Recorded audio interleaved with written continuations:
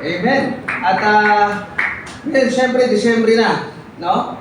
Ay may panibago tayong series, ano? Andito pala yung aking clicker, no? Ayan. Pero bago tayo mag-start, tanungin ko muna kayo mga kapatid. Ready na ba kayo? Okay. Noong nakaraan, nakatakip pa yung bibig niya at nakaposas pa yan. Ngayon, parang handang-handa na siyang batiin tayo. No? At handang-handa na siyang kantahan tayo. Tanong, ready na ba kayo? No? At dahil sa tanong na yan, marahil nagkakaroon na tayo ng idea at clue sa araw na to. Ano ba yung ating magiging topic o yung ating magiging series no, ngayong buwan ng Disyembre? At ang ating series ay A Sure Hope. No? How Christmas Shines Through Darkness. No? Ito yung siguradong pag-asa. Na bagamat ngayong panahon ng Christmas o darating na Pasko, bagamat meron tayong mga pinagdadaanan na darkest moment sa ating buhay, pagkat may mga dilim na pinagdadaanan tayo sa ating buhay, pag alam natin may Diyos at may Kristo sa ating puso, no, meron tayong pag-asa. Amen? Hindi ko alam kung ano pinagdadaanan ng bawat isa. No, pwedeng sa inyong kalusugan, hindi ko alam, baka iba, financial, lalo na tumataas na ngayon ang mga presyo sa mga bilihin ngayon. Grabe na, di ba? Mas malakas yung email doon, ha? At pag tinignan mo yung balita, no, maski sa ibang bansa, meron din silang mga dinadaanan sa problema. No, isa na dyan yung, tingnan nyo, puro-gyera na nagaganap, no? Pero sa pagdiriwang ng Pasko, nakikita ninyo, di ba? Sa kabila ng dami nating problema, napapangiti tayo. Lalo pag nakikita na natin yung mga simbolo, yung Christmas lights, yung Christmas tree na umiilaw na, at pag nakikita mo ito, iba na yung pakaramdam mo. Bakit? No? Kasi alam mo, may dapat ipagdiwang ngayong Pasko. Ngayon, mga kapatid, tanungin ko kayo, ano ba yung Pasko para sa'yo? Yan. Sige nga, ano ba yung Pasko para sa'yo? Yung iba siguro sabi nila, yung bigayan ng regalo. No, yung iba, ready na, baka nakabalot na yung mga regalo ninyo. Kung may mga regalo kayo sa akin, willing na willing po ako tanggapin. Okay. Pero hindi po dito lang yung tungkol no, sa Pasko. Yung iba, siguro sabi nila, thank you kasi pagdating ng Pasko, may holiday, makakapagpahinga ako, makakasama ko yung aking pamilya. No? Sabi, ito yung pagkakataon ng holiday celebration kasama ang aking pamilya. Pero ang tanong, ito ba talaga yung tunay na diwa ng Pasko? Kung minsan yung Pasko sa atin ay nagiging tradisyon na lamang. Tama mga kapatid? Kung minsan nakala natin, ito na lang yung bigay na regalo. Kung minsan nakala natin, ito na lang yung pagdiriwang kasi may time ka para spend sa family mo. Pero ano ba talaga ang tunay na diwa ng Pasko? No, ito ay magsisimula no, sa sinabi ni Kristo, sinabi ng Diyos sa John 3:16. Sabi rito, sapagkat gayon na lamang ang pag-ibig ng Diyos sa sangkatauhan, kaya ibinigay niya ang kanyang kaisa-isang anak upang ang sino mang sumampalataya sa Kanya hindi mapahamak, kundi magkaroon ng buhay na walang hanggan. At yung tunay na diwa ng Pasko, bakit? No, akala natin regalo, akala natin Christmas tree, akala natin Christmas lights, pero ito pala yung tunay na diwa ng Pasko. Na dumating ang Diyos dito sa mundo nagkatawang tao para sa kagaya nating makasalanan. At yan yung tunay na diwa ng Pasko. Na dapat nating ibahagi sa bawat miyembro ng ating pamilya. Ito yung tunay na diwa ng Pasko na dapat malaman ng mga taong kakilala natin, kumare natin, kasama natin sa trabaho. Ito yung tunay na diwa ng Pasko. Now, mula ngayon, babalik tayo 2,700 years ago sa libro na Isaiah. Ang sabi na rito, dahil dito si Yahweh mismo ang magbibigay sa inyo ng palatandaan. Maglilihi ng isang dalaga at magsisilang ng isang sanggol na lalaki at tatawagin sa pangalang Emmanuel. Now, ano ibig sabihin ng Emmanuel? Emmanuel, sa wikang Hebreo, ang kahulugan ng pangalang ito ay kasama natin ng Diyos. Bagamat hindi pa siya pinapanganak at nagkakatawang tao ng mga panahong iyan, talaga namang kasama na nila ang Diyos. At sila ay ginagabayan ng Diyos mga panahon na yan. At lalo pa natin nakasama ang Diyos. Bakit? Kasi siya ay nagkatawang tao. Kaya pinanganak ni Maria. At yan yung ating pag-aaralan sa araw na ito. Yung isang dalaga na yan na nagngangalang Maria. Kaya ang ating topic ay, batiin mo nga yung katabi mo, baka may iabot sa yung ampaw. Merry Christmas! Jesus, God, sure hope. Ano yung sabihin nun? Tanggapin natin ang Panginoon, ang tunay na pag-asa natin. Siguradong tunay na pag-asa. Ngayon, meron tayong 3 punto na mapag-aaralan tungkol kay Maria. No, yung 3 na yan. Yung grace, yung gospel at glory. Now, bigyan ko kayo ng overview. Ano ba yung paano naranasan ni Maria yung grace na to, yung gospel na to at yung glory na to? Grace, ibig sabihin sa Tagalog ay grasya. No? Ito nung pinahayag sa kanya ng anghel na Gabriel na siya ay magbubuntis, no, nang magiging tagapagligtas sa Jesus. At sinabi niya, Panginoon, hindi ako dapat. Bakit ako? Now, ano yung gospel na to? Sa Tagalog, ano yung gospel? Mabuting balita. Hindi balita na galing sa kapitbahay, ha? Okay ba yun? Ito ay mabuting balita na ipapanganak na magkakaroon ng tagapagligtas, na ipagliligi, no, ng mahal na Birhen, no, na si Maria. Ayan, at glory. Bakit? Nung nalaman niya ang kabutihan na ginagawa sa kanya ng Panginoon, wala siyang ibang ginawa. Kundi ano yung glory sa Tagalog? Magpupuri.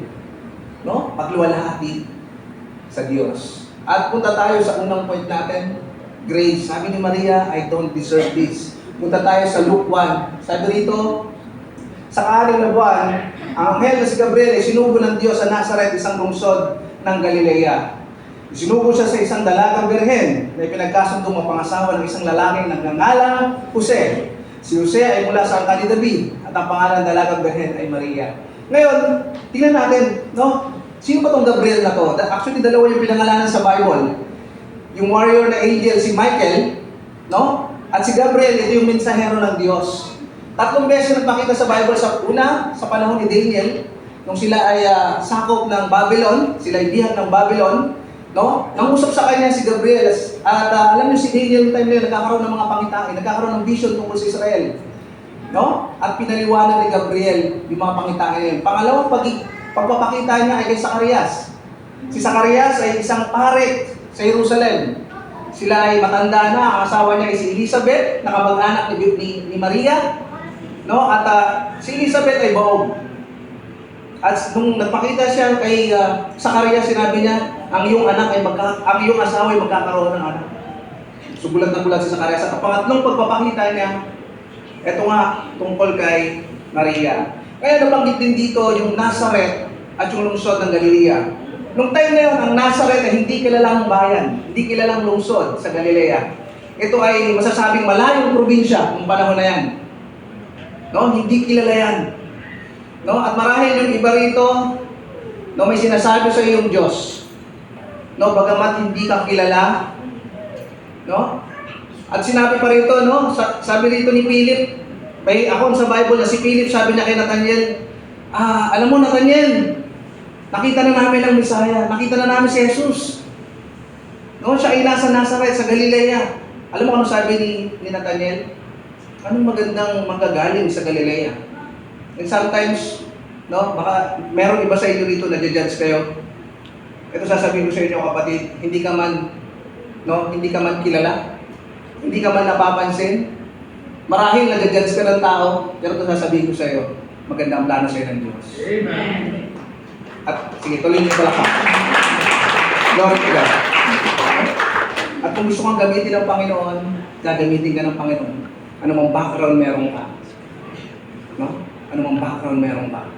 Isinubo siya sa isang dalagang birhen. Ito, mapapansin ninyo, sa pagtatalakay natin ng tungkol kay Maria, ay mapapansin natin palagi, binabanggit yung isang dalagang birhen. No, bakit isang dalagang birhen? No, dito pinapakita sa atin na yung kanyang magiging anak ay hindi dahil sa lalaki, kundi dahil sa banal na espiritu. At sa isang dalagang birhen, bakit? Kasi ito ay pwedeng maging struggle niya. Pwedeng maging struggle to kasi nga, siya ay dalaga pero magpupundis. At noong time na yun, napakahigpit ng kanilang kultura pagdating sa pag-aasawa. No? Bakit? Sabi dito, siya ay ipinagkasundo na. Nung tayo sa atin, sa panahon natin ngayon, pag pinagkasundo, ano sa English yan? Engagement. At nung time na yun, mas matindi engagement nun. Pag sinabing engagement nun, kinikilala silang mag-asawa, ang hindi na lang nila pwede pang gawin, ay magsama sa isang bubong. At ito ay tatagal ng 1 taon. At yung lalaki, paghahanda niya, yung kanyang mapapangasawa ng tahanan. Yung ganun yun. So, nung time na to, ito yung pwedeng maging struggle ni Maria. At yung pag-aaralan natin ngayon, paano niya hinarap itong mga bagay na to. At matututo tayo sa kanyang buhay. No? Isa pa rin po sabi rito, si Jose ay mula sa angkan ni David at ang pangalan dalagang Birhen ay Maria. Ito ay propesiya ng Mesiyas o ang tagapagligtas. So si Jesus ay manggagaling sa angkan ni David. No? At makikita natin dito sa Jeremias. Sabi rito, nalalapit na ang araw, sabi ni Yahweh, napipili ako ng isang matuwid na sanga na magmumula sa lahi ni David. Isang hari na mamamahala ng buong karunungan. Paiiralin niya sa buong lupain ng katarungan at katwiran. Magiging ligtas ang Huda sa panahon ng kanyang pamamahala at ang Israel ay mapayapang mamumuhay. Ito ang pangalan itatawag sa kanya. Si Yahweh ang ating katwiran. So madalit sabi, itong ipagbubuntis ni Maria ay hindi lang basta-basta sanggol. Ito ay Diyos. No? Ito ay Diyos dahil sa propesiyang ito. At bumalik pa tayo sa pinakauna-una sa Genesis.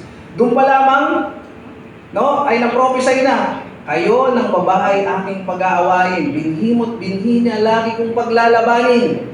Ang binhi niya ang dudurog sa iyong ulo at sa sakong niya ikaw ang tutuklaw. So yung binhi na yon, sino yung lalabas na yan? Ang Panginoon. Ano yung dudurugin niya? Yung kapangyarihan ng kasalanan. Ano yung ibig sabihin ng pagtuklaw sa kanya sa sakong? Ito yung kamatayan niya sa krus. Pero bagaman siya'y namatay sa krus, pagkalipas ng 3 araw, siya'y nabuhay namang muli. Yun yung pagdudurog sa ulo ng kasalanan. Sa ulo ni Satanas. Amen? And next, sabi dito, lumapit ang anghel sa dalaga at binati ito, "Magalak ka. Ikaw ay lubos na kinalulugdan ng Diyos. Sumasayo ang Panginoon." Naguluhan si Maria sa sinabi ng anghel at iniisip niya mabuti kung anong kahulugan ng ganong pagbati. Sinabi sa kanya ng anghel, "Huwag kang matakot, Maria, sapagkat naging kalugod-lugod ka sa Diyos." Bakit kaya naguluhan si Maria? Iniisip niya dito, bata pa ako. Sa mga edad na to, siguro mga nasa 13 to 16 years old siya. Isipin mo, sasabihan ka, kinaluglugan ka ng Diyos. At alam niyo, noong panahon na yun, bagamat galing sila sa royal blood, si Jose ay galing sa angkan ni David sa pamamagitan ni Solomon. Si Maria naman ay galing sa angkan ni David sa pamamagitan ng kapatid niya si Nathan. No? At bagamat galing sila sa royal blood, nung panahon na to sila ay mahirap. Parang sila sabi, sino ba naman kagaya kung mahirap? Nagaling sa hindi kilalang lungsod. No? Nagagamitin ng Panginoon. Sino ba naman ako? At sinasabi na rin siguro dito, sino ba naman ako? Ako'y makasalanan din. No? Pero sabi, kinalulugdan. Sa Ingles, ang ibig sabihin ng kinalulugdan ay favored. At yung favored, ang kahulugan din nito ay grace dahil sa grasya ng Panginoon. Now, ano yung naranasan ni Maria? No? Ito, kagaya na ito, kagaya ng nararanasan natin, sabi rito, sapagkat dahil sa kagandahang loob ng Diyos, kayo ay naligtas sa pamamagitan ng pananampalataya. At ito'y kaloob ng Diyos at hindi mula sa inyong sarili. Ganito yung naranasan niya. Pagkamat makasalanan siya, no? Naging kalugod-lugod siya sa harap ng Diyos dahil sa grasya. Ito'y hindi bunga ng inyong mga gawa. Kaya't wala kayo pagmamalaki ang sino man. Tanungin ko kayo, paano ba tayo maliligtas? Dahil ba nagsisimba ka araw-araw o linggo-linggo? Dahil ba gumagawa ka ng mabuti sa iyong kapwa? Paano ba tayo maliligtas? Dahil ito sa pananampalataya natin sa Diyos. Ito'y libreng kaloob. No? Upang ang sino man ay hindi magyabang. Mamaya makita-kita tayo sa langit eh. Diba? Sabihin mo sa katabi mo, diba? Nagbigay tayo dun sa pulubid, diba? 20 lang binigay mo sa akin, sandat, ako sa dito ka din. Diba? Magyakya pa lang tayo doon sa gawa. O kaya naman pwede natin isumpat sa Diyos ito. Kaya naman ako napunta sa langit dahil mabait ako. Kaya plus 10 ako sa langit. Diba? Pero hindi yun. Ito ay libreng bigay sa atin ng Panginoon dahil sa kanyang ginawa sa krus. No? Next, sabi rito, natanggap ni Maria ang biyaya ng Diyos sa kabila ng pagiging makasalanan. Natatanggap din natin ang parehong biyayang iyon sa pamamagitan ng pananampalataya. Ang katotohanan ito ay totoo ngayon sa ating buhay. Bagamat makasalanan ka, sinasabi ng Diyos dito, ang Panginoon ay sumasayo. Sa tinanggap mo ng totoo sa puso mo at sa buhay mo, Panginoon, bagamat anuman yung pinagdaanan mo, bagamat masalimuot man yan, no? Sinasabi ng Panginoon, ang Panginoon ay sumasayo. Sabi dito, makinig ka. Ikaw ay maglilihi at manganganak ng isang sanggol na lalaki at siya'y papangalanan mong Jesus. Isinalin mula sa Hebreo at Aramaic ang pangalan ay Yeshua na nangangahulugan ng tagapagligtas, tagapaghatid o iligtas. Joshua at Jesus Ang ibig sabihin ay si Yahweh ay nagliligtas sa Panginoon ay kaligtasan. So kung nalaman to ni Maria, marahil sabi niya, wow! Darating na yung tagapagligtas. No? At akala niya siguro nung time na yun ay mapapalaya sila sa kanilang mga mananakop. Siguro sabi niya, sinakop na kami ng mga Assyrians. Sinakop na kami ng mga Persians. Ngayon, sinakop na naman kami ng mga Babylonians. Sinakop kami ng Babylonians and Persians. Ngayon naman ay mga Romano. No, akala niya siguro, mapapalaya sila sa mga mananakop nila nung time na yun. Parang tayo, nung time na sinakop tayo ng mga Espanyol. No, halimbawa, may pangako sa bansa natin, sasabihin, lalaya na kayo sa mga Espanyol. Yun ang iniisip natin, wow! Di ba? Akala natin doon tayo lalaya. Pero saan ba dapat sila lalaya? Lalaya sila saan? Magsisilang siya ng isang batang lalaki at Jesus ang ipapangalan mo sa sanggol sapagkat ililigtas niya ang kanyang bayan sa kanilang mga kasalanan. So saan sila lalaya? Sa kasalanan. At sabi sa Roma, sapagkat ang lahat ay nagkasala at walang sino mang nakaabot sa kaluwalhatian ng Diyos. So lahat tayo ay makasalanan. Brother Ruth, talaga ba yun makasalanan ako? Taas yung kamay ng hindi makasalanan. Okay. Kala ko may magsisinungaling ka agad, nagkasala ka na kagad. Okay. So lahat tayo ay makasalanan. At ang sinasabi sa Roma, ang kabayaran daw ng kasalanan ay sapagkat kamatayan ang kabayaran ng kasalanan, ngunit ang walang bayad na kaloob ng Diyos ay buhay na walang hanggan sa pamamagitan ni Kristo Jesus na ating Panginoon. So bagamat tayo makasalanan, may pagkakataon tayo makasama ang Panginoon sa paraiso. Pero dahil sa ginawa niya sa krus, no? Anong kailangan daw natin gawin? Manampalataya. No? Now, si Jesus ay hindi dumating upang iligtas ang isang bansa mula sa pampulitikang dominasyon sa isang punto sa kasaysayan. Siya ay naparito upang iligtas mula sa kapangyarihan ng kasalanan ang sino man at lahat na anumang oras ay maglalagay ng kanilang pananampalataya sa Kanya. No? Ngayon, tuloy natin. Yung nangyari, siya magiging dakila at tatawaging anak ng kataas-taasang Diyos. So, hindi siya anak ng tao. Hindi siya galing sa lalaki. Hindi siya galing sa binhi na lalaki. Ngunit siya anak ng kataas-taasang Diyos. Ibibigay sa kanya ng Panginoong Diyos ang trono ng kanyang amang inulit na naman yung kanyang pagmumula, no? Maghahari sa kanyang ako magpakailanman. Ang kanyang paghahari ay walang katapusan. At sabi rito, paano pong mangyayari ito? Isipin mo ha, ang kinakausap dito ay edad 13 or 14 years old. Sino rito yung meron bang 13, 14 years old dito? Tapos sasabihin siya, kinalulugdan ka, manganganak ka, maglilihi ka. No? Di ba? Paano mo maharap yun?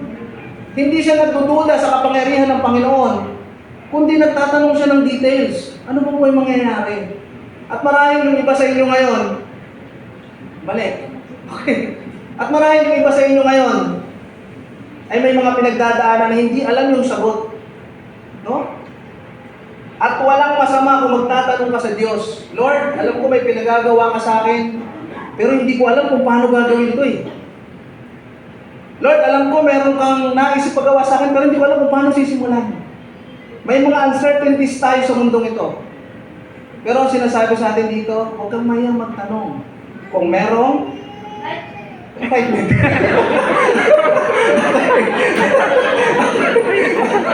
Okay. Sumagot talaga. Okay. Ayan, at least para mag-isip tayo. Okay. Pag mayang magtanong, bahan ito. Okay. Ayan. Oy, okay. Huwag kayo mayang magtanong. Patawa, ako yung patawa mo. Ayan, huwag kayong mahihiyang magtanong. No? Kung may mga bagay na hindi natin alam, tanong natin sa Panginoon. Tanong natin. Kasi, ayan, siya na kayo, tawa lang si Brother Ron, natatawa din. At minsan di pa mapahilan. Ayan, di ba? So, tanong natin sa Panginoon, ano ba gagawin ko? No? May struggle ako pinagdadaanan, ano magagawin ko dito, Lord? At ganoon din sinabi sa kanya ni Maria, paano kung mangyayari ito ngayong ako'y isang virgin? Hindi pa po ako nagkaroon ng sexual intercourse, makikipagtali sa isang lalaki, paano kung manganganak? No? Tinatanong niya yung details sa Panginoon. No? At sasagutin siya, at ito na yung mabuting balita, dadako tayo sa gospel. Sabi niya, Nung nalaman niya yung gospel, sabi niya, I believe this truth. Naniniwala ako sa katotohanan nito. Sabi niya, sumagot ang anghel, sasa iyo ang Espiritu Santo at mapapasailalim ka sa kapangyarihan ng kataas-taasang Diyos. Dahil dito, ang isisilang mo'y banal at tatawagin anak ng Diyos. Hindi ba nakamag-anak mong si Elizabeth ay baog? Gayon may naglihi siya at ngayon, ika-6 na buwan na ng kanyang pagdadalang tao kahit na siya ay matanda na. Ayan, ito napakahalaga na itong verse na to. Bakit? Ang sabi dito, sasayo ang Espiritu Santo. Di ba kanina tinatanong kayo? Ba't tinatanong ang Diyos?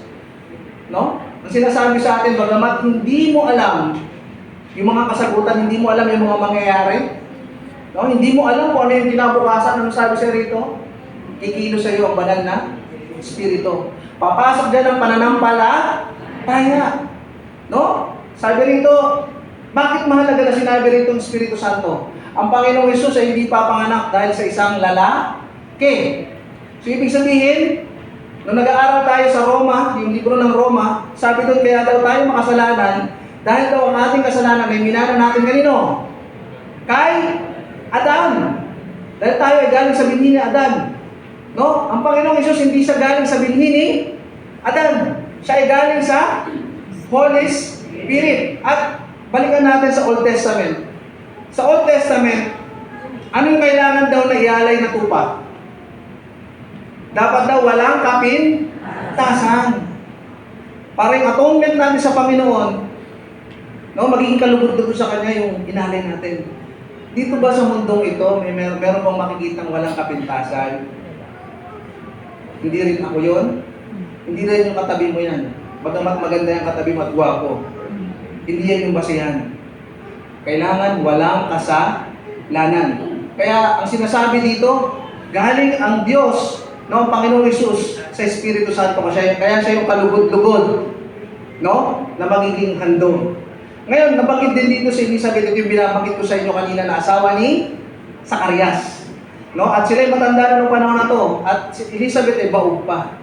No, kung kaya, sinasabi dito ng Panginoon, ano sinasabi dito ng Panginoon? Basahin natin. Lakasan nyo. Lakasan niyo yung English sa baba at sabihin niyo yun sa katabi niyo.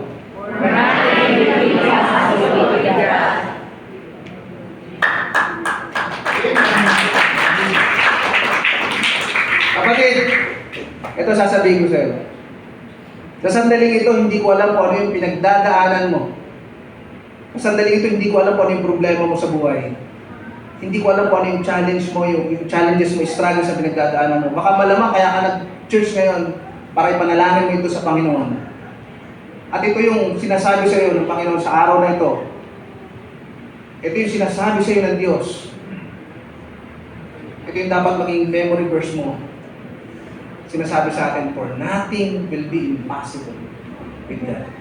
Walang imposible sa Diyos. Amen? Amen. Pwede bang palakpakan natin ang Panginoon? Ito, tingnan natin itong verse na to. Dito marami tayong matututunan kay Maria. Sabi rito, sumagot si Maria, ako'y alipin ng Panginoon. Mangyari nawa sa akin ang inyong sinabi pagkatapos umalis na akin. No? Tingnan niyo si Maria, siya ay napakamapakumbaba. Sabi niya, ako'y alipin ng Panginoon. Tinitingnan niya yung maliit yung sarili niya sa harap ng Panginoon. And ganun yung gusto sa atin ng Panginoon. Yes, ganda ng trabaho mo. Yes, kumikita ka ng malaki. Yes, mataas yung posisyon mo. Pero ang nais ng Panginoon sa iyo, kapakumbabaan. Kasi nasabi ni Maria, Lord, wala akong ito malaki sa iyo. Ako'y alipin mo. So una nating makikita sa kanyang ugali, Lord, ako'y alipin mo. Pagkumbaba siya. And next, sabi rito, sabi niya, mangyari nawa sa akin ang inyong sinabi. Mangyari nawa sa akin ang inyong sinabi. Anong pinapakita dito? Yung kanyang pagiging masunurin. Totally surrendered life. Suko yung kanyang buhay sa Panginoon. Lord, siguro marahil, nababasa niya yung Jeremiah 29:11. Malamang iba rito yung dilang verse na pinangahawakan ninyo, di ba? Ano sinasabi doon? For I know the plans I have for you, says the Lord. Plans to prosper you, not to harm you. And plans to give you hope and future. Marahil yun yung sinasabi niya rito. Alam ko yun, panangahawakan ko yun eh. Kaya kung sinabi sa akin ng Angel si Gabriel, pangahawakan ko yan. Yes Lord, mangyari nawa sa akin ang iyong sinabi. Ganon din ba tayo sa Panginoon? Pag may sinasabi ang Panginoon, Lord, your will be done. O baka yung iba, I did it my way. Yung iba, di ba, sinasabi nila kaya ko naman itong solusyon. Magaling naman ako. Matalino naman ako. Di ba? I did it my way. Pero sabi ni Maria, mangyari nawa sa akin ang iyong sinabi.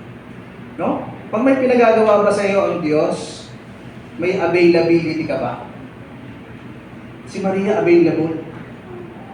No? Una, kapag bumaba siya. Pangalawa, masunurin siya. Pangatlo, willing siyang sumunod sa gustong ipagawa sa kanya ng Panginoon. Willing ka din ba na ipagawa sa mga bagay na gustong ipagawa sa ng Panginoon? Willing ka din bang sumunod kagaya ni Maria?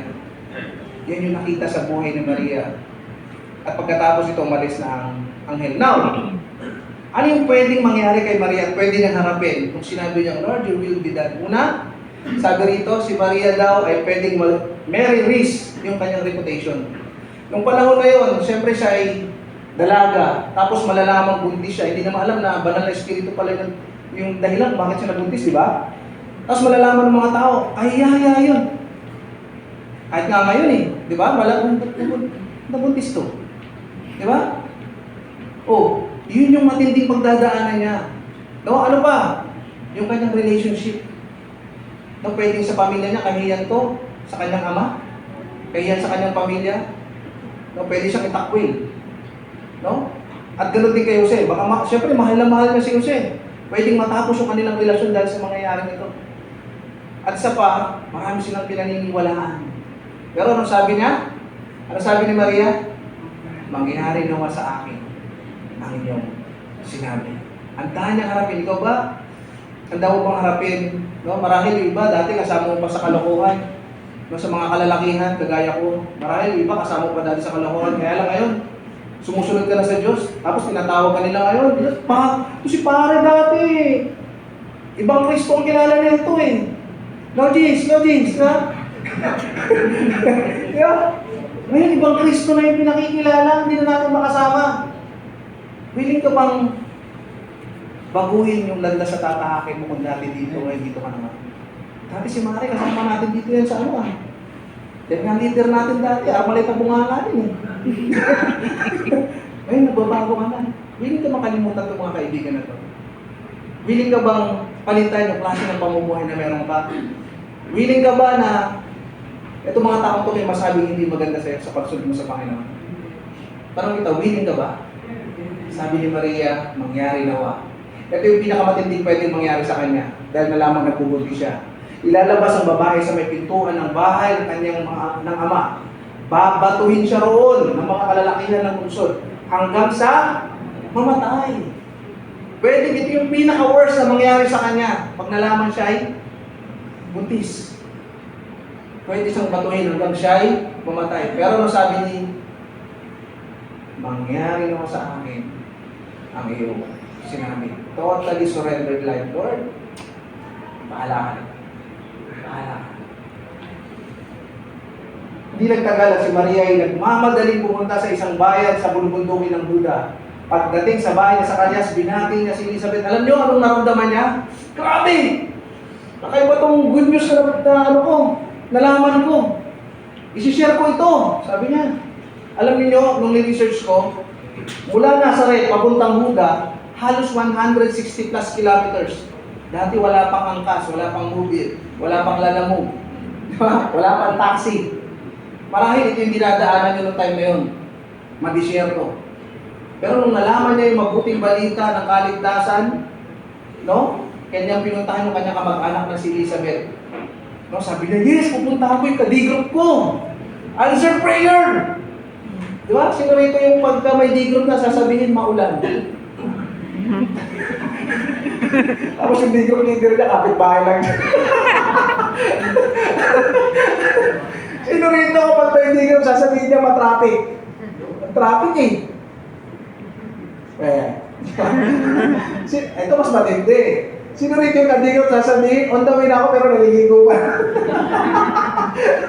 Marami kami natin dyan, Pero si Maria, iba. May praise report ako kay Elizabeth sa kamag-anak kong Elizabeth. Kahit gaano pa kalayo yan, magpe-fellowship kami. Kaya kung wala pa kayong ka-D-group, umanap kayo ng ka-D-group. Dahil ito yung makakasama nyo sa journey nyo sa Panginoon. Amen? Amen. Yan. Sabi rito, subalit tatanggap kayo. Ito yung inuutos sa atin ng Panginoon. Alam nyo, hindi mahalaga kung marami kang alam na verse sa Bible. Ang pinakamahalagang kwento mo, yung kwento mo ng buhay mo. Kung paano ka binago ng Diyos. Yan yung may share mo. Yung iba kasi, yung iba nakakausap ko kasi, sabi nila, hindi kasi ako marunong sa Bible eh. Hindi kasi ako maalam sa verse. Pero ito sasabihin ko sa'yo, yung may kwento mo yung buhay mo, kung paano kumikilos ang Diyos sa buhay mo, kung paano ka binago ng Diyos, ay yung pinaka-powerful na testimony na pwede mong ibahagi sa tao. Ang sabi dito, inuutusan tayo, subalit tatanggap kayo ng kapangyarihan pagbabasa inyo ng Espiritu Santo at kayo magiging mga saksi ko sa Jerusalem, sa buong Judea at sa Samaria at hanggang sa dulo ng daigdig. Tayo ay magiging witness, tayo magiging saksi sa kabutihan ng Panginoon. Saan? Sa Jerusalem. Sino yung Jerusalem? Yung ating pamilya. Sino yung Judea? Yan yung ating mga kapit bahay. Sino yung Samaria? Yan yung kaklase natin, yung mga kasama natin sa trabaho. At hanggang sa dulo ng daigdig saan ka man mapunta. Dapat kang maging saksi sa ginawa sa iyo ng Diyos sa buhay mo.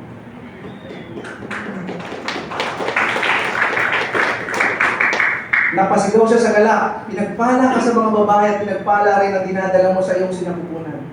Sino ako upang dalawin ng ina ng Panginoon sapagkat pagkarinig ko ng iyong pagbati ay gumalaw sa tuwa ang sanggol sa aking sinapupunan. Ano sinasabi dito ni Elizabeth, ang pinsan niya? Siya yung tuwang-tuwa sa nangyari kay Maria. Anong tinuturo sa atin dito? Ikaw ba masaya ka sa tagumpay ng iyong kapwa? Hindi, kaya lang naman nagka-coach niya kasi rin. Alam mo, kaya na-promote yan, sip-sip kasi. That's true. Brad, parang nangyari sa'yo ah. Di ba? Kung minsan mas tinitignan natin yung negative side eh. Ano nakaramdaman mo pagka umaasenso yung kapwa mo? Yan. Alamang baka may negosyo pa kayo. Pinagtudaan pa. Pero dito, alam mo si Elizabeth tumutuwa sa nangyari kay Maria. Dahil alam niya yung dinadala ni Maria ay Diyos niya rin. No? Maging masaya rin tayo sa tagumpay ng ating kapwa. No? Sabi niya, magiging Diyos ko rin yan. Kaya ako napapasigaw sa galak. No? Sabi niya, bagamat sinabi ng Anghel Gabriel, ako magdadala ng dakilang bata. Mas dakila yung dinadala mo, kaya ikaw yung pinagpala sa babae niya. Bakit? Nung time na yun sa Isaiah, no? Di ba kanina nabasa natin Isaiah na may lalabas na binhi. So marahil yung mga babae nung time na yun, dapat magkaroon ako ng anak na lalaki, baka ito na yung Isaiah. Di ba? Nung time na yun, sinasabi nila, sana ako na lang yung makapanganak ako ng lalaki, baka ito yung tatangaging Isaiah. So lahat sila gusto magkaroon ng anak ng Isaiah. Siyempre, ikaw ba naman sabihin sa'yo, halimbawa sa mga nanay dito, sabihin sa'yo yung ipagbubuntis mo ang susunod na presidente ng Pilipinas. Anong mararamdaman mo? Di ba? Parang proud, wow, ako pala nanay ng presidente na po. Di ba? Maraming. Ganun yung sinasabi ng mga babae ng araw. Kaya sabi niya, pinagpala ka, no, sa babaeng lahat. No, dahil ikaw, yung sinapupunan mo, ang magdadala ng tagapagligtas. No? Yan. At ang sabi niya pa, pinagpala ka sapagkat sumasampalataya kang matutupad ang ipinasabi sa iyo ng Panginoon. No, alam mo yung pinagpapala daw, yung mga totoong sumusunod at naniniwala sa sinasabi ng Panginoon. Ang tanong, nananampalataya ka ba sa plano sa iyo ng Panginoon? Parang kulang ah. Nananampalataya ka ba sa magandang plano sa iyo ng Panginoon? Ayan. Ang ating buhay ay nagsisilbing mensahe na nagtuturo sa mga tao patungo kay Jesus. Ang ating tiyak na pag-asa. Gamitin mo yung buhay mo, kapatid. No? Gamitin mo yung buhay mo. No? Bahagi mo yan. Sabi nga, di ba? Paano magbibigay ng liwanag ng isang lampara? No? Kung nakatago ito. Paano ka magbibigay ng ilaw kung nakatago ito? No? Ikaw ay, sabi sa atin ng Panginoon, tayo daw ay asin at Ilaw. Bakit ilaw? Kasi sa kabila ng madilim na mundo, dahil punong-puno ng kasalanan, yung moral standard bumababa, tayo daw ay magiging ilaw na sa mundong ito ng kalihim. Amen? Bakit asin? Ang asin nagbibigay ng lasa. Ikaw ba ay nagiging panlasa sa mga kaibigan mo? Nag-i-encourage ka ba? Minomotivate mo ba? Ini-inspire mo ba ng salita ng Diyos yung mga kapitbahay mo, yung mga kapatid mo, yung mga kakilala mo? Yan yung inuutos sa atin maging asin, maging panlasa tayo. Pangalawa, ano ba yung gamit ng panlasa, ng asin ng araw? Pag gumagawa ka ng tuyo, gumagawa ka ng tinapa, dati walang rep. Ito ay preservatives. Di ba? Preservatives to. Ang mundo natin nabubulok ngayon sa kasalanan. Paano ka magagamit bilang asin sa mundong ito? Di ba? Huwag mong itago yung grasya na pinagkaloob sa'yo ng Panginoon. I-share mo yan. I-share mo yan. No? And next, God's glory. Glory. No? Nung narinig ni Maria yung nangyari kay Elizabeth, no? Yung nangyari sa kanya, na-appreciate niya, wala siyang ibang ginawa, kundi magpuri sa Panginoon. Nasubukan na ba rin ngayon? Dito nga lang sa church, di ba? Pag tumutugtog yung ating exalting at sobrang ramdam na ramdam mo yung kanta, di ba? Wala ka nang ibang ginawa. Kundi itaas yung kamay mo, kumisan nga pati buhog mo tumutulo na sa pagpupuri sa Panginoon. Sino na nakaranas nun? Di ba? O kaya pag nasa bahay ka, naramdaman mo yung kabutihan ng Diyos, parang ang sarap sa pakaramdam, Lord, thank you. At ganoon din si Maria. Tayo ba pag may mga kabutihan nagagawa ang Panginoon sa atin, nagpapasalamat ba tayo? O nagre-reklamo pa rin tayo? Di ba? Lord, dami namang labahan. Nagpasalamat ka kasi marami kang damit. Yung iba walang damit. Di ba? Lord, luma na yung sapatos ko. Yung asawa ko naguguluhan, wala yung susuot eh. Ano ba susuot ko? Wala na akong may suot. Ang dami naman ito. Mga babae talaga kakaiba. No? Wala akong may suot eh. Binitali ko. Diba? Diba? Yung iba nagreklamo. Wala na akong may suot eh. Chinelas. Wala na akong may suot na sandals.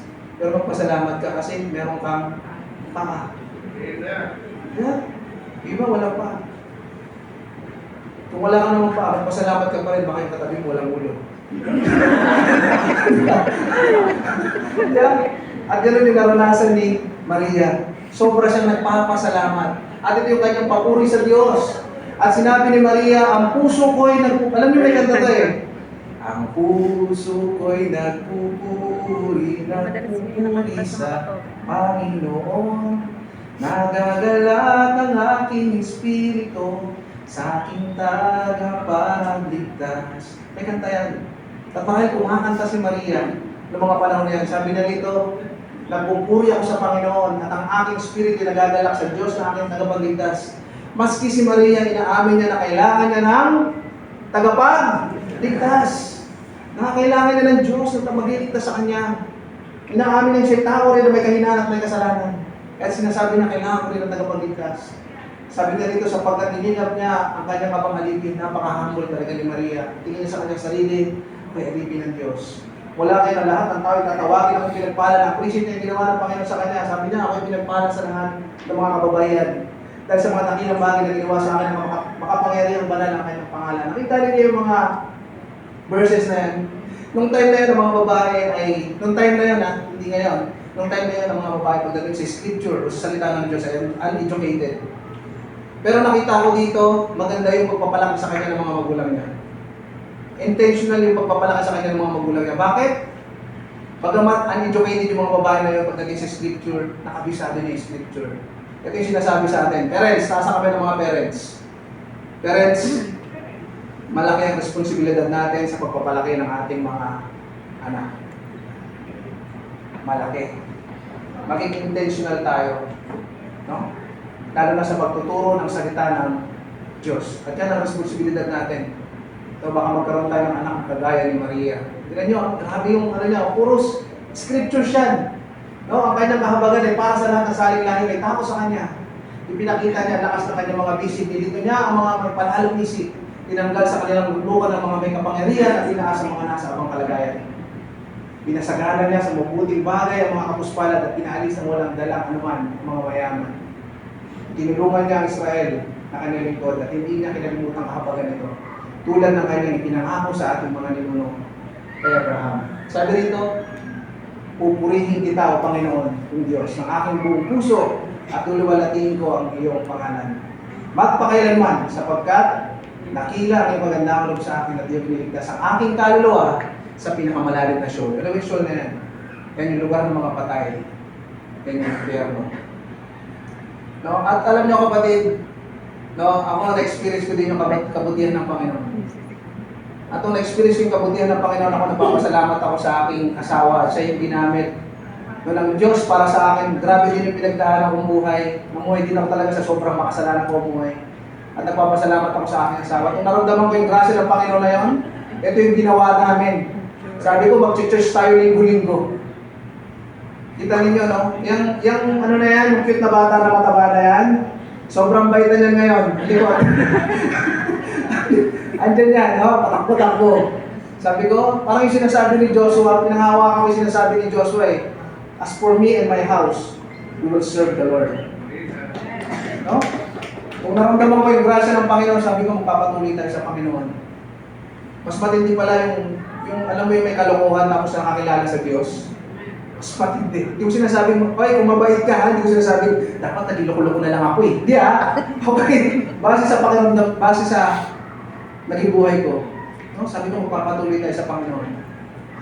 At alam niyo, everyday, nagpapasalamat kami sa grasya ng Panginoon. Everyday.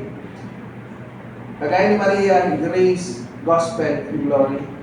No? Sabi ko, nung tumagal-tagal, sabi ko, kailangan maibahagi din natin. No, sabi ko sa misis ko, maibahagi din natin kung ano yung ginawa sa atin ng Panginoon. And alam niyo kung ano nangyari? Ito na kami, isang malaking buong pamilya na kami. No, sa grasya ng Panginoon. No? Ito, mga kapatid, hindi ko pinapakita ito sa inyo. No, para ipakita ito na lumalaki yung grupo, hindi. Kundi pinapakita ko ito sa inyo. Dahil ano man ang pinagdaanan mo, no? Ano man yung pinagdaanan mo, darating yung panahon, pwede kang gamitin ng Panginoon. Pwede kang gamitin ng Panginoon. Your mess will become a message. Your test will become your testimony. At yung mga disappointments mo will become your divine appointments sa grasya ng Panginoon. Nagamitin ka ng Panginoon. You have to share the gospel. At aminin mo sa Diyos, Lord, wala naman talaga ako. Kagaya ni Maria, Lord, kalooban mo matupad sa aming buhay. No? At alam niyo, yung naalala ko yan, ito yung naalala kong kanta. Alam niyo itong kanta na to? Who am I? Who am I that the Lord of all the earth would care to know my name, would care to feel my hurt? Who am I that the bright and morning star would choose to light the way for my ever-wandering heart? Not because of who I am, but because of what you've done. Not because of what I've done, but because of who you are. No? Grabe. Grabe ang Panginoon. No? Submit lang tayo sa Panginoon. Surrender lang natin yung buhay natin. Lord, bahala ka sa buhay mo. Kung marahil, mga kapatid, ang nasusunod sa buhay mo, dati ay ikaw. No? Ngayon, hayaan natin na Diyos ang kumontrol ng ating buhay. No? Ano yung punto na makukuha natin sa araw na to? Sabi dito, grace. No? Aminin natin sa ating sarili na tayo ay patapos na po ako, na tayo ay grasya lang ng Panginoon. No? And sa gospel, yung mabuting balita, kapatid, huwag mong sarilinin yan. Di ba, pag nakakakain ka nga sa masarap na pagkainan eh. Di ba? Mari, kain din kayo doon, sarap-sarap doon. Di ba, bahagi mo eh. Pag nakapanood ka ng magandang palabas, di ba? Binabahagi mo, kung minsan di pa nga napapanood, may kwento. Pero may share mo eh. Ito yung pinakamagandang kwento na pwede mo maibahagi ngayong Pasko. Pwede wala kang regalo ngayong Pasko. Pero yung pinakamagandang regalo na may bibigay mo ngayon ay yung may pakilala mo si Kristo. Na siya, yung Diyos, na kayang magbago ng buhay at sitwasyon na meron. Let's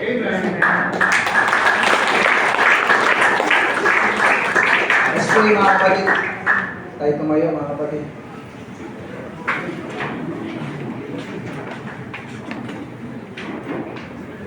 Doon, lumapit tayo sa Panginoon. No? Kausapin natin ang Panginoon. Pwede mo bang ipigit ang iyong mata sa sandaling ito?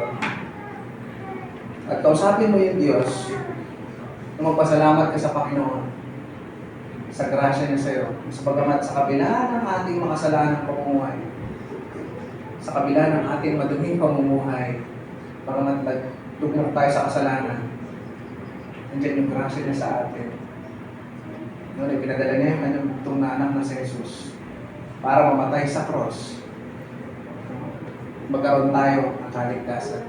Kapatid, kung meron dito na hindi mo pa tinatanggap ang Panginoong Diyos bilang iyong sariling tagapagligtas at Panginoon ng iyong buhay, pwede kitang ilid ng panalangin, kapatid. No? Pwede mong sabihin ng malakas o pwede mong sabihin ng iyong puso. Pero, inaanayahan kita bilang pagpapakita ng surrender ang pagsuko ng buhay mo sa Panginoon. Kung sa tingin mo, hindi mo pa siya tinatanggap, habang nakapikit tayo, pwede po bang itaas yung kamay mo? Pwede ba itaas? Yan. Dito sa aking kalawa. Yan, salamat kapatid. Salamat. Salamat sa tatlo, sa apat na nagtaas. Salamat. Pero ba? Salamat sa limang nagtaas sa aking kanan. Thank you. Salamat. Pwede mo bang itaas yung kamay mo bilang pagpapakita mo ng pagpapakumbaba sa Diyos? Yan, salamat sa sister. Thank you. Yan, salamat sisters. Thank you, thank you. Salamat. Salamat sa nagtaas yan. Thank you, thank you. Nakikita ng Diyos yan. Thank you. Salamat. Nakikita ng Diyos yung pagpapakumbaba na yan. Ng pagtaas ng iyong kamay. Yan, meron pa ba mga kapatid? Meron ba? Ayan, salamat sa aking kanan. Thank you, sisters. Thank you. Ito kapatid. Lord, nakikita mo itong mga kamay na ito na nagtaas, Panginoon. They are willing, Panginoon, na ibigay ang buhay nila sa iyo, Panginoon. Lord, dalangin ko, Lord Jesus, katagpuin mo sila sa kanilang mga pangangailangan. Lord, bigyan mo sila ng kapayapaan sa kanilang mga puso, Panginoon. And sa mga nakataas sa kamay, sundan mo ko sa panalangin na ito. Sabi mo, Panginoong Jesus, ibinibigay ko sa iyo ang aking buhay. Inaamin ko na ako ay makasalanan. At sa sandaling ito, inihiling ko ang iyong kapatawaran. Lord, inaamin ko, Panginoong Jesus, na ako'y naniniwala sa kamatayan mo sa cross, na dumanang ang iyong dugo para sa aking mga kasalanan. At nananampalataya din ako na pagkalipas ng ikatlong araw, ikaw ay nabuhay na magmuli at nabubuhay ngayon sa kanan ng Diyos naman. Panginoong Jesus, mula ngayon, gabayan mo po ako. Gusto kong mamuhay ng naaayon sa iyong kalooban. Isulat mo yung aking pangalan sa aklat ng buhay. Kapatid ko, sinundan mo yung panalangin na yan. Ikaw ay pinanganak ng muli. At Lord, dinadalangin ko itong mga kapatid kong ito, Lord, na nandito. Lord, hindi ko alam yung kanilang mga challenges, yung kanilang mga struggles sa pinagdadaanan ng Panginoon. Pero kagaya ng sinabi mo sa Luke 1:37, nothing will be impossible with you, Lord God. Nothing will be impossible with God. At ano man yung pinagdadaanan mong yan, kapatid, itaas mo yan sa Panginoon, panalangin mo yan sa Panginoon, dahil walang imposible sa Diyos. Lord, gabayan mo sila, Panginoon. Pagpalain mo sila sa lahat ng aspeto ng kanilang buhay. Maramdaman nila, Panginoon, na hindi lamang sa kanila yung grasya na yan, Panginoon, kundi dapat nilang ibahagi sa kanilang kapwa. Maraming salamat po. In Jesus' name we pray. Amen.